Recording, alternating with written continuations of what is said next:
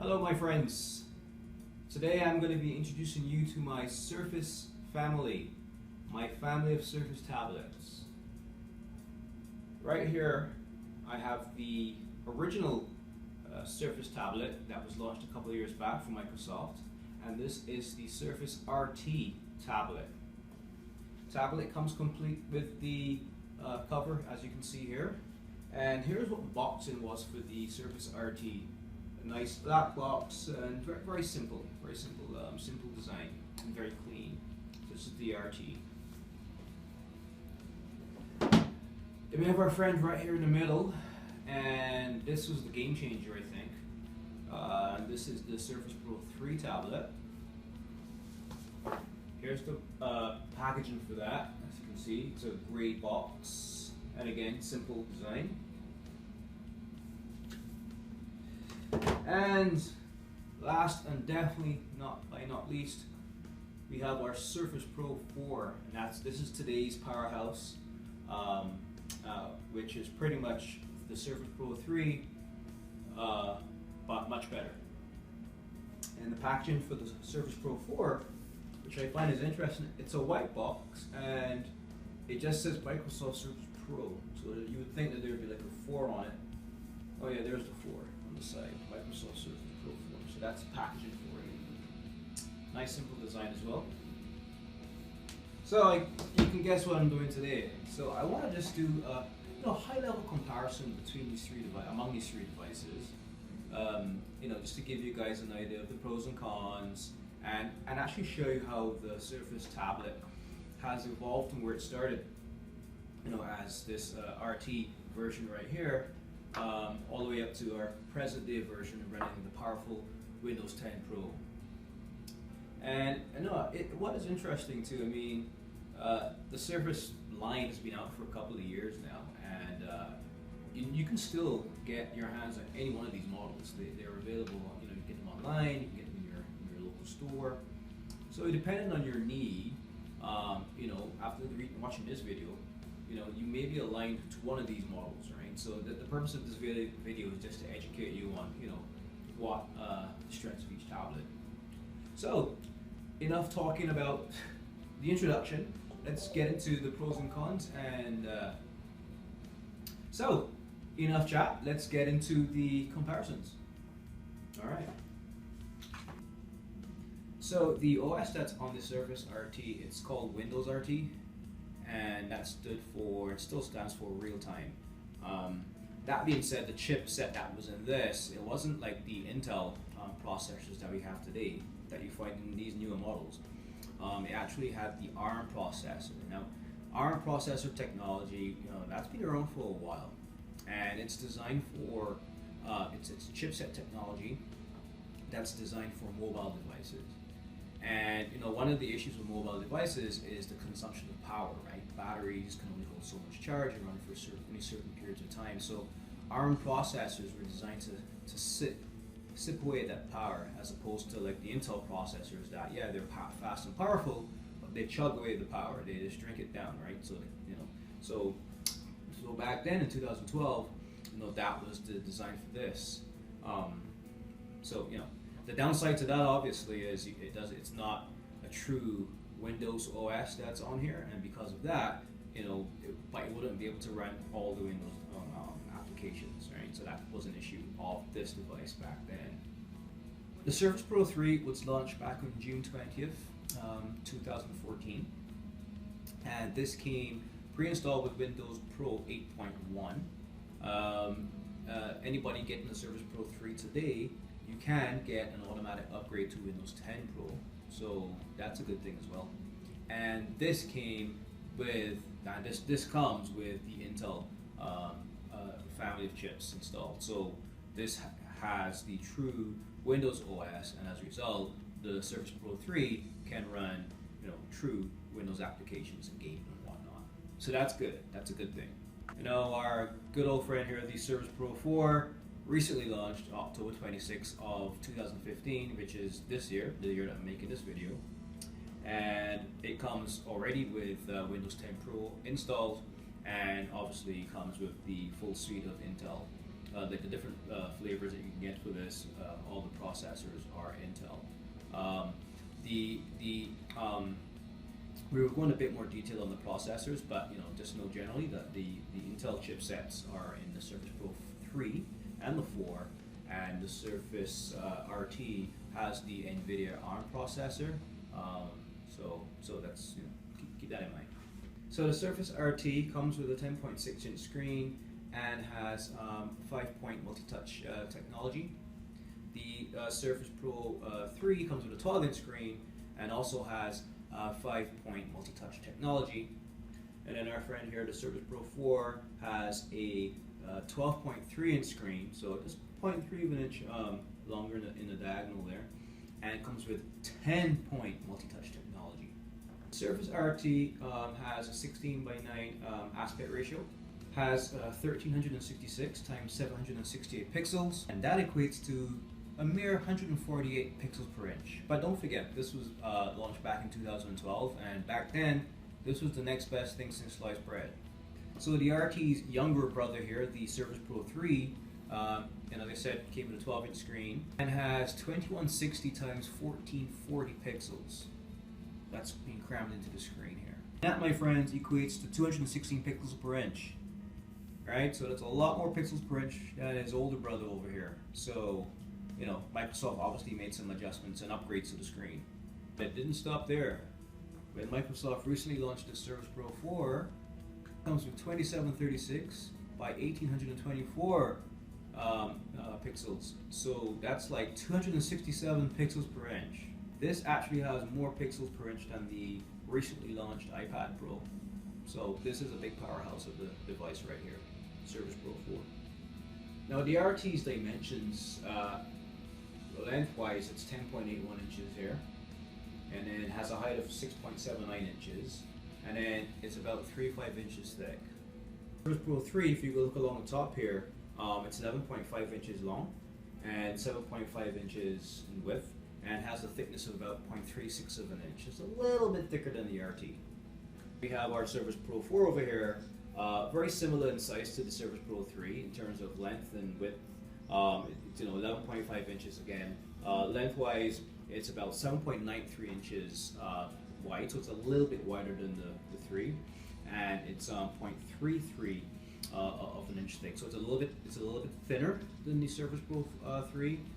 It couldn't be any thinner because it has a full-size USB 3.0 port on the side, so it couldn't get smaller than that. But yeah, that's the Surface Pro 4. Now the Surface RT, as I said, it came with NVIDIA ARM processor. It was a quad-core NVIDIA Tegra 3 processor that came with this model. The middle one that you're looking at there, the Surface Pro 3, came with 3 flavors of Intel chips. You have the i3, i5, and Intel i7 processors that came available. And in the Surface Pro 4, one other thing to mention too, those Intel processors in the Surface Pro 3, they were 4th generation Intel. The Surface Pro 4, they came with 6th generation Intel processors, and the 3 flavors from low end to high end was the Intel M3, the Intel i5, and Intel i7 processors. As far as internal storage is concerned, the RT came with 2 gigabytes of RAM and had you had 32 gigabytes and 64 gigabyte memory options as well. The Surface Pro 3 came with 4 gigabyte or 8 gigabytes of RAM. Those were the options, and it had solid state memory. 64, 128, 256, 512 gigabyte options. So let's repeat. You had a 64 gigabyte, 128 gigabyte, 256 gigabyte, and 512 gigabyte options of solid state memory. The memory, again, I forgot to mention in the RT, that is also a solid state. So there are no optical mechanical drives in these things that would run your battery down. And one of the things I don't like about the traditional optical mechanical drives is that because there's a mechanical feature in there, like there's a motor, in time those drives usually fail, and then you can lose all of your data. So solid state technology is the way of the future, and so that's good. And our good old friend, the Surface Pro 4, came with an Intel M3 Intel i5 and i7 6th gen processors, as I said. And the RAM options, you actually had 3 options. You had 4 gigabytes, 8 gigabytes, and 16 gigabytes of RAM. SSD options, you had 128 gigabyte, 256 gigabyte, 512 gigabytes, and if you had a lot of money to throw away, you can actually get a 1 terabyte version of the Pro 4. The Pro 4 also comes with a TPM security chip for that added security. So on the cameras, looking at the cameras, so the RT's front camera was a 3.5 megapixel camera. The rear facing was 5 megapixels.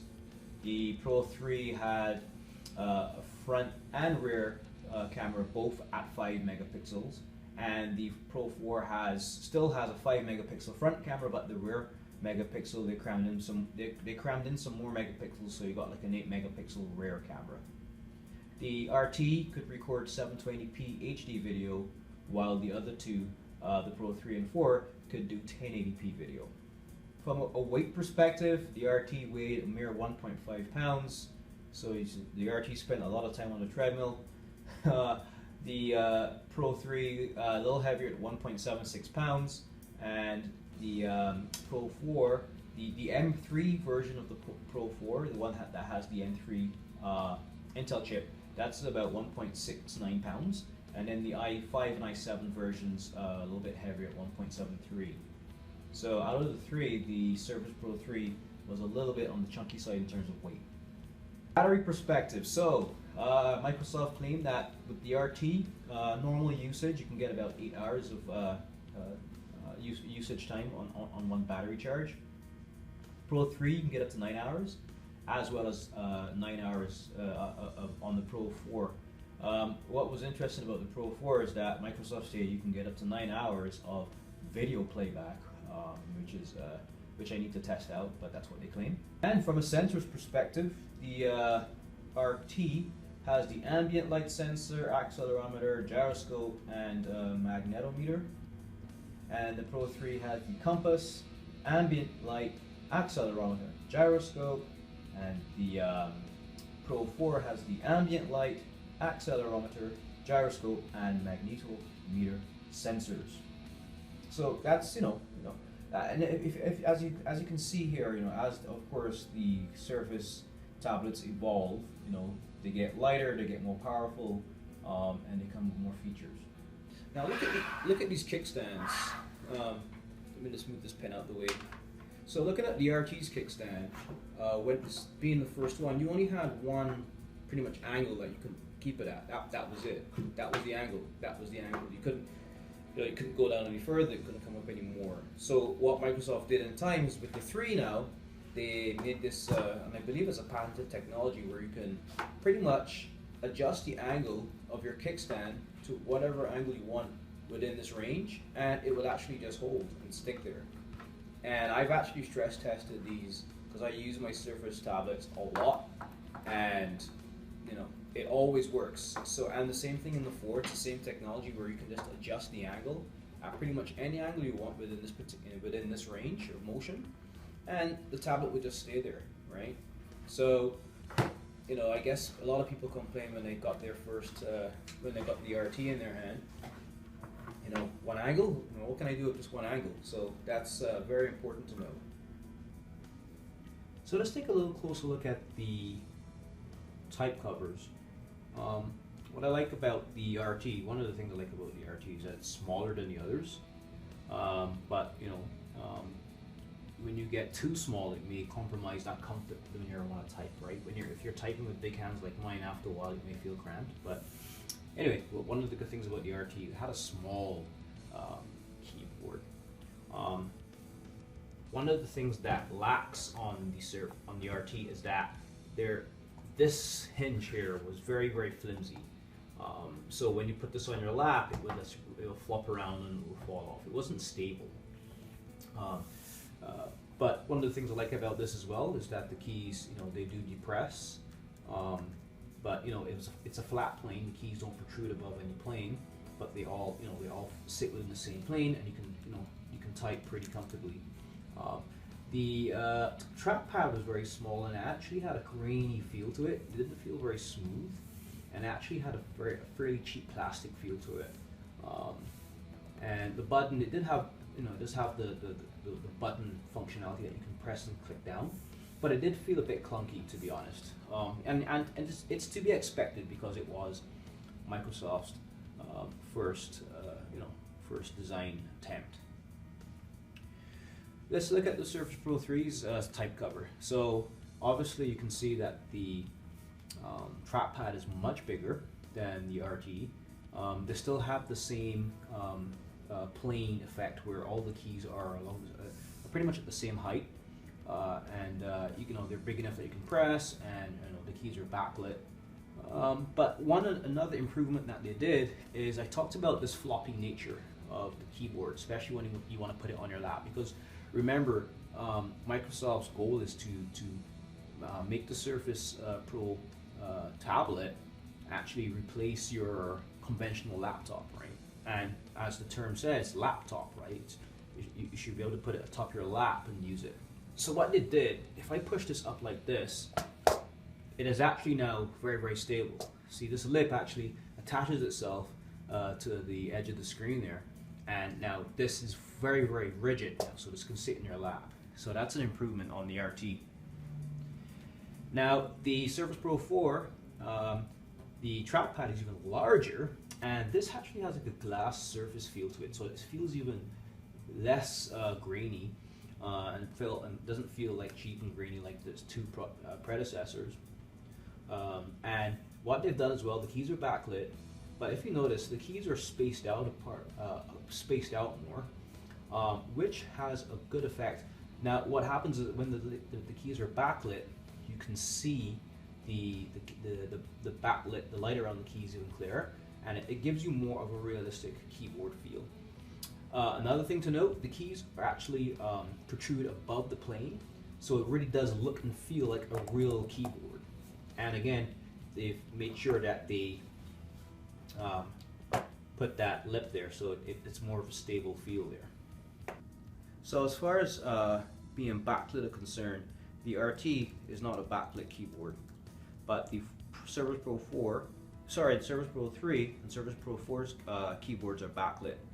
Now notice the difference in the quality of the lighting.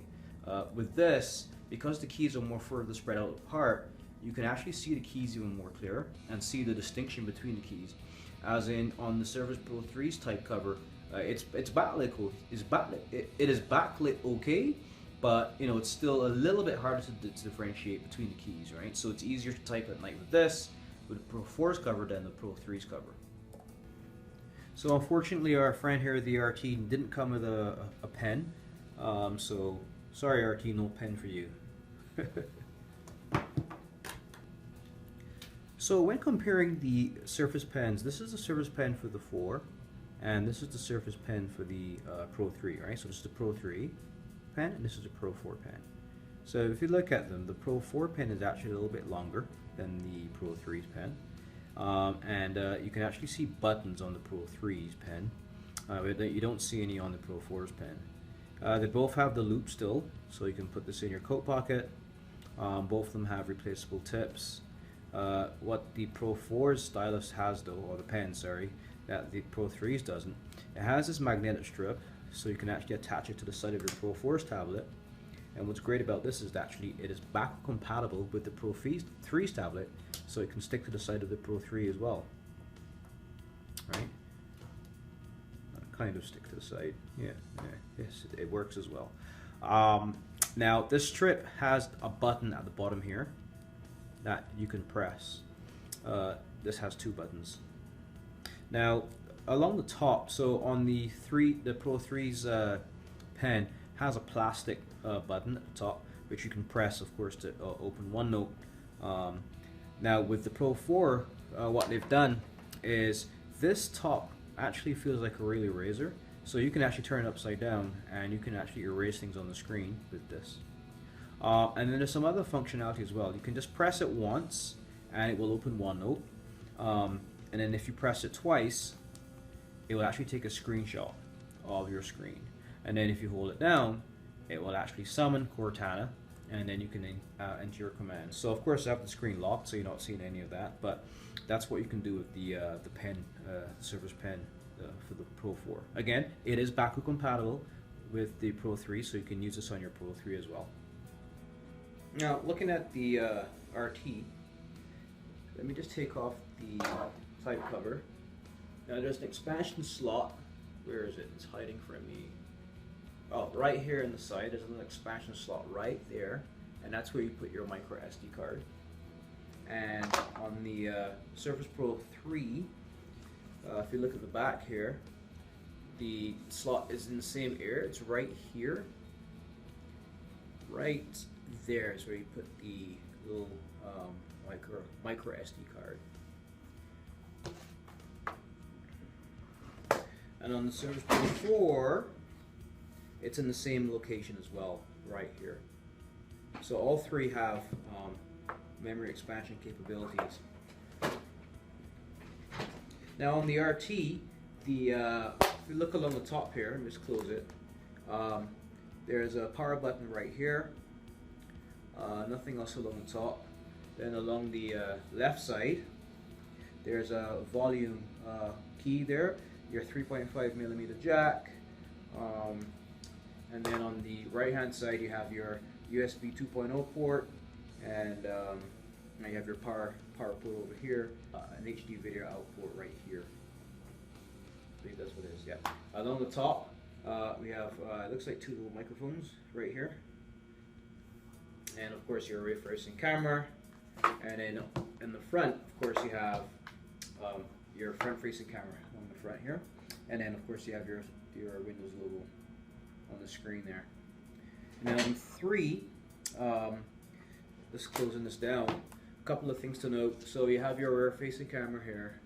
Along the top here we have our power button, and then along the left side we have our volume key. On this side you have your USB 3.0 port, and you have your power port right here. This port is a mini display port. That's the port here, the mini display port on your 3. Let's put you back there, buddy. And then on the Surface Pro 4, just close this down. Again, we talked about our pen.